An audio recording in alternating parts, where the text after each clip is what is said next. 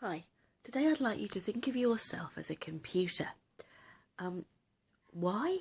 Because we're going to reprogram you. When we're small, when we're born, we are constantly being bombarded with program. From our parents, from the environment, from the media, from school, from teachers, from our friends, from our enemies. We're constantly being told this is what you should believe, this is what you should feel, this is how this works, this is how that works. And we believe it. Of course we do. What reason do we have to disbelieve it? However, most of what we are programmed with is subject to some element of objectivity or not. What you need to understand is that in your adult life, the situation that you are in, the feelings that you feel, the clothes that you wear, the car that you drive, the money you have in your bank account, your general level of happiness, all comes back to this mishmash of random programming that you have had throughout your life. So, if you want to change where you are, you have to go back to where you've been and reprogram. Our psyche is made up of the conscious and the subconscious. We may think the conscious drives what we do. This isn't actually the case. It's the subconscious. The subconscious is the part of you that holds all of these programs, all of these beliefs, all of these values, and then maps them on to what you do on a daily basis. And quite often you'll find it's actually not in sync with your conscious mind. So in order to move forward in the direction that you want to, you need to get your subconscious mind on track, in line. Think of it as a toddler. If you try to persuade a toddler to do something that they really, really don't want to do, they'll fight you all the way, and you no way can win.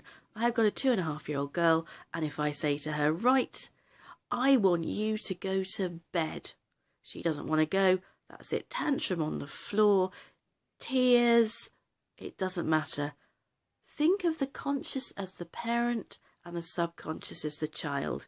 The child will normally win. And if they don't win, it won't be pleasant getting there.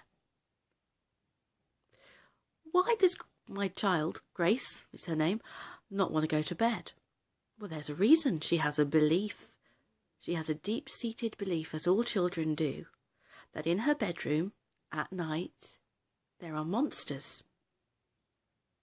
So what do we need to do? We need to change that belief. Grace, there are no monsters in your bedroom. She still won't believe me because it's so deep-seated. So what do? I lie down next to her on her bed and we look at the ceiling and I say, is that a monster? And she'll say, no, it's a shadow. And we talk about how shadows work. So slowly but surely, every night, that belief about monsters is being eroded. Unfortunately, children's television normally brings it right back up again, but certainly from my end, we are eroding that belief, which means that when I say, Grace, let's go to bed, she says, okay, Mummy, not, I'm scared of the monsters, Mummy, I don't want to go to bed.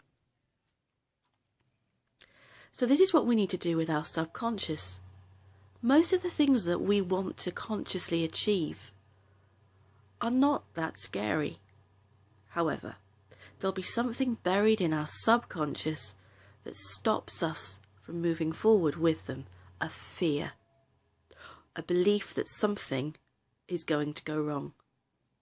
So this is why it is so important to reprogram that subconscious. Let's call it the inner child if you want.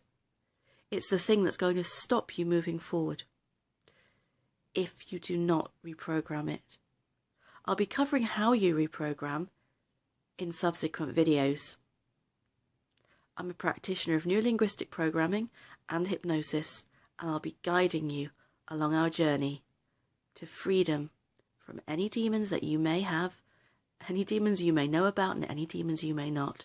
Bottom line is, if you're not where you want to be today, we'll work out why, we'll work out how together, and then we'll get you to where you want to be. Wishing you all the success in the world.